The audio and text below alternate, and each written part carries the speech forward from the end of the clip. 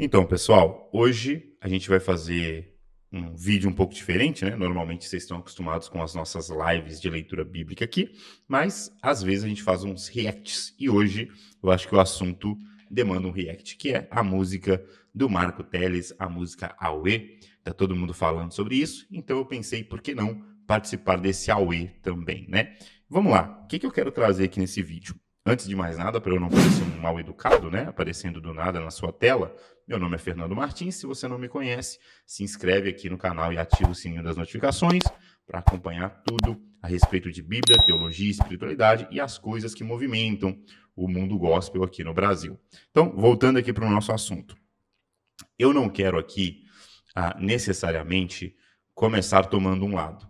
Tipo, ficar do lado de quem ataca e condena a música ou do lado de quem está ali defendendo com unhas e dentes. No começo, não vou tomar um lado, mas no final eu vou dar o meu veredito, não que ele signifique muita coisa, mas dar a minha opinião sobre isso e falar para vocês se eu achei a música mais positiva ou negativa. Eu vou falar isso no final, porque assim eu obrigo você a ficar até o fim do vídeo. Ou, na verdade, pelo menos eu faço você ter que adiantar até o final. Mas vamos lá, vamos começar do começo, tá? Essa música, chamada Auê, A Fé Venceu, ou A Fé Ganhou, eu acho que A Fé Venceu, enfim. Ela foi feita pelo Marco Teles, ela foi cantada por ele há alguns dias atrás, e ela gerou muito burburinho na internet. Por quê? Primeiro, ela é uma música que fala sobre a parábola do grande banquete, uma parábola bíblica ali nos evangelhos, mas a forma que eles escolheram para falar dessa parábola foi uma forma um tanto diferente. Pelo menos o público cristão brasileiro não estava acostumado com mensagens nesse formato que eles escolheram. E aí, quando eu falo de formato aqui, eu falo a respeito do uso de termos que acabaram produzindo uma certa ambiguidade.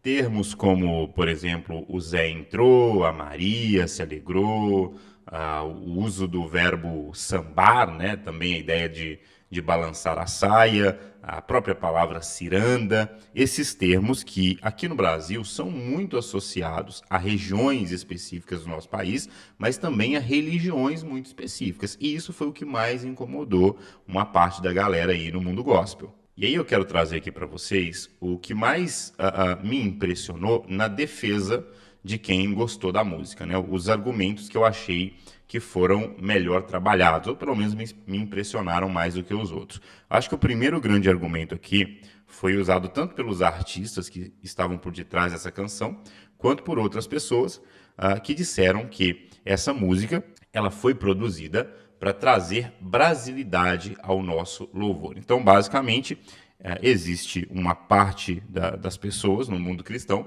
que entende que a nossa musicalidade é profundamente influenciada por valores protestantes que não são próprios daqui, mas que vêm importados principalmente dos Estados Unidos e também da Europa. E no caso dos Estados Unidos, a questão do worship, que pesa muito nessa balança. Então, o Marco Teles estava tentando fazer uma música brasileira, né? Abrasileirada, carregada de palavras, de termos e de coisas muito próprias da nossa cultura. E quem não entendeu, né, essa proposta acabou agindo por duas vias. Ou por ignorância, não conseguiu interpretar a parte artística, né? Não conseguiu interpretar as nuances, a poesia presente ali na música, ou então agiu por simples preconceito, racismo e coisas assim. Então, essa é a linha de raciocínio que a galera que defende a canção está seguindo. Basicamente, ou você que não gostou da música é alguém que, em certa medida, é ignorante, porque você não teve. E aí, ignorante aqui, embora seja uma palavra forte, não é que o cantor esteja nos chamando de burro, mas ele está dizendo que a sua arte carrega um sentido subjetivo que demanda realmente uma maior capacitação intelectual. Ou seja, é uma obra que você tem que desvendar em certa medida. E isso não é só na música dele, existem muitas canções e a própria Bíblia, de forma geral, ela carrega isso, né? A Bíblia, em muitos de seus trechos, precisa também ser desvendada. Então, eu achei essa defesa bastante interessante por parte de algumas pessoas, né? A questão de falar que a galera não gostou por racismo, aqui eu já acho realmente exagerada, né? Como assim racismo? Racismo da igreja evangélica, a igreja cristã, ela é majoritariamente racista? Eu acho que não, tá? Existem muitas pessoas racistas nas igrejas, sim, tá? Porque existe gente ruim em todo lugar, e a igreja também vai ter um pouco desse galerê que é muito mal resolvido, mas a igreja evangélica brasileira, ela, se comparada a outras igrejas, ela estaria entre as menos racistas do mundo, porque vamos lá, qual que é a grande religião da negritude brasileira, por exemplo? Talvez algumas pessoas pensem que são as religiões de matriz africana, mas aí vocês estão muito enganados, tá? Existe um monte de gente branca frequentando essas religiões de matriz africana e existe um monte de gente, pretos e pardos, enchem as igrejas chamadas de pentecostais, né? E existe até um livro que fala sobre isso, a religião mais negra do Brasil, mostrando como o pentecostalismo atingiu essas partes da sociedade que anteriormente não eram atingidas, por exemplo, pelo catolicismo ou até mesmo pelas igrejas protestantes históricas que inicialmente pareciam ser igrejas mais elitizadas, né? Que não chegavam em todos os lugares do Brasil, onde, por exemplo, a Assembleia de Deus chega. Eu achei muito pertinente a fala de alguns influencers que disseram que não adianta você fazer uma música que visa os marginalizados, que era, a princípio, o motivo dos autores terem feito a música, né? A música é sobre o grande banquete e como Jesus inclui na salvação pessoas que são excluídas pela sociedade. Então, os Zés e as Marias mencionadas na música seriam essas pessoas ali pouco importantes no cenário social, mas que são chamadas por Jesus e feitas importantes por Jesus, né? Só que aí teve uma galera que levantou algo muito interessante, que foi o seguinte: será mesmo que essa música foi feita para os Zés e para as Marias, que representam os marginalizados brasileiros?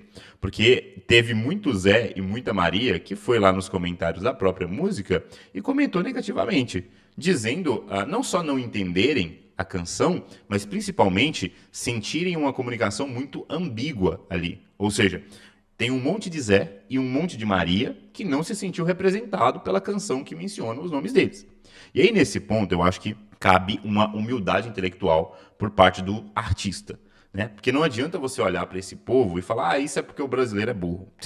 Aí é uma arrogância sem tamanho. Porque existem coisas que não dependem de escolaridade, né? Mas simplesmente de senso, bom senso, que parece não ter sido a regra utilizada na produção dessa canção. E aqui nesse ponto eu acho que o Rodrigo Mocelin acertou muito, tá? Dos muitos vídeos que eu vi sobre esse assunto, ele, até então, dos que eu assisti, ele foi o único que levantou uma ideia de que o Marco Teles talvez tenha feito essa música não buscando um sentido místico, né? Como muita gente diz, ele está fazendo isso para infiltrar essas religiões dentro da igreja e tal. Talvez não seja esse o motivo.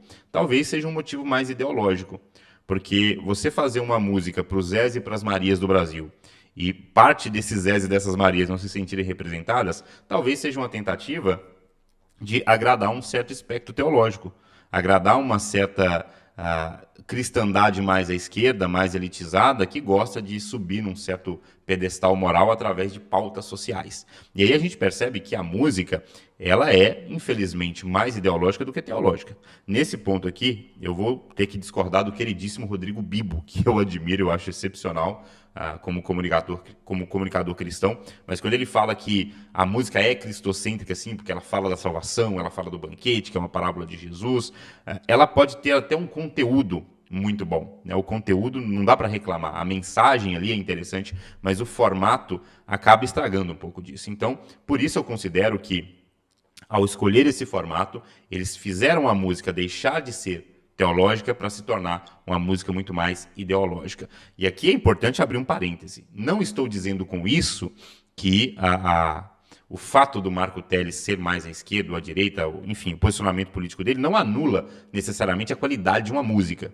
E também a gente não pode ir para aquele extremo que eu vi muita gente indo, que é a ideia de que ali era uma invocação de demônio. Gente, aí já é loucura, tá? Aí já é loucura total. Ali não era um ritual, não era nada desse tipo. O pessoal reclamou da paleta de cores, né? Que a mulher estava de vermelho, ele estava de branco, e enfim, aquilo estava muito esquisito. Aí depois ele foi lá e disse que não era proposital, e enfim, e eu acho que realmente ali não era nenhum ritual, nenhuma invocação. Eu vi gente falando que não ia ouvir a música para não abrir portais espirituais. Gente, pelo amor de Deus, esse negócio de portal espiritual é furada, tá? A música é mais ideológica do que teológica? Sim, mas satânica, isso não é verdade, tá? Isso é um exagero, é um completo devaneio de quem acredita dessa forma, e quem faz isso aí sim faz um verdadeiro desserviço, porque uma coisa é você criticar a música e apontar falhas teológicas nela, mas daí descambar para a ideia de que o Marco Teles está tentando infiltrar o candomblé dentro da igreja, aí já é demais, tá? Então, colocando tudo isso na balança, na minha opinião, infelizmente o lado negativo ele pesou mais do que o positivo. De novo, só repassando para você entender, eu acho que o conteúdo da música, a ideia original, que era fazer uma canção a respeito do grande banquete, daquela parábola de Jesus, que mostra como Jesus vai incluir no grande dia os marginalizados, né, as pessoas que são diferentes de nós, pessoas que muitas vezes nós não convidaríamos para os nossos banquetes, mas que estarão junto conosco nos banquetes de Cristo. Eu acho a ideia muito boa. Então o conteúdo é muito positivo, eu acho ele nota 10. No entanto, a forma, para mim, é um ponto negativo. Eu sei que muita gente vai dizer que o cristianismo está na cultura exatamente para ressignificar as coisas. Eu sou um grande defensor disso. Eu sou alguém que defende a ressignificação das coisas pelo evangelho, como aconteceu com o Natal, que era uma festa pagã, como aconteceu com a cruz, que era um objeto de tortura usado pelos romanos. Só que, no caso dessa canção, a gente não está falando de uma religiosidade antiga e que já morreu, né? Porque hoje, quando a gente pensa em Natal, o pessoal já não associa mais ao paganismo. Quer dizer, tem alguns doidos aí que fazem isso, mas existe um espaço temporal muito grande. Só que quando o Marco Teles escolhe determinadas palavras para colocar nessa música, ele não está falando da religiosidade romana, grega ou nórdica. Ele está evocando símbolos de religiões que são muito atuais e muito presentes no Brasil. O que causou, inclusive, o react de alguns cristãos que vieram dessas religiões, né? Ex-candomblecistas, ex-umbandistas, que falaram que ao ouvir a música sentiram gatilhos, porque se lembraram de coisas muito parecidas nesses ambientes em que eles estavam. Então, isso foi dito por pessoas que vieram de lá. E aí não tem como a gente refutar isso, porque são pessoas falando com conhecimento de causa, né? Se existe lugar de fala, sem dúvida nenhuma, vai ser dessas pessoas que tiveram e passaram por esses momentos. Com isso, o conteúdo para mim é positivo, a forma é negativa e o resultado também é negativo, né? Obviamente o resultado é influenciado pela forma, mas aí eu acho que é mais um ponto negativo. Então, eu teria, em relação a essa música, um ponto positivo e 2 pontos negativos, o que me leva a crer que ela não é uma boa música. E aqui, entenda, você pode ter gostado da música, você pode estar ouvindo ela agora e continuar ouvindo, isso não vai te levar para o inferno, nem te deixar menos espiritual. É apenas uma análise pessoal minha, que também acaba sendo a conclusão de muitas pessoas. Não é uma boa música. Até a galera que está defendendo a música entende que é uma canção que não deve ser cantada em qualquer lugar. Então, uma coisa é você ouvir dentro da sua casa, no seu carro, no seu fone de ouvido, mas cantar essa música na igreja não faria sentido,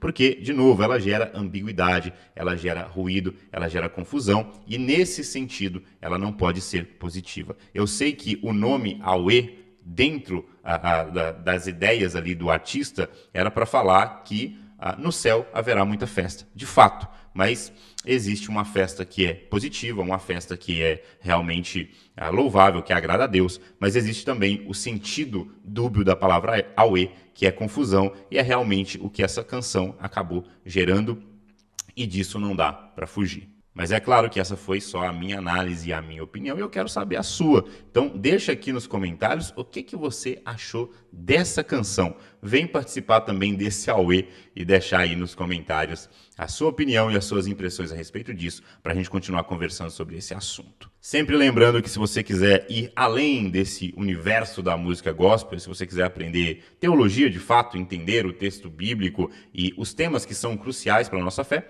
eu te convido a fazer parte do meu curso Imersão Fundamentos. É só clicar no primeiro link aqui embaixo desse vídeo. No mais é isso, que Deus te abençoe e a gente se vê.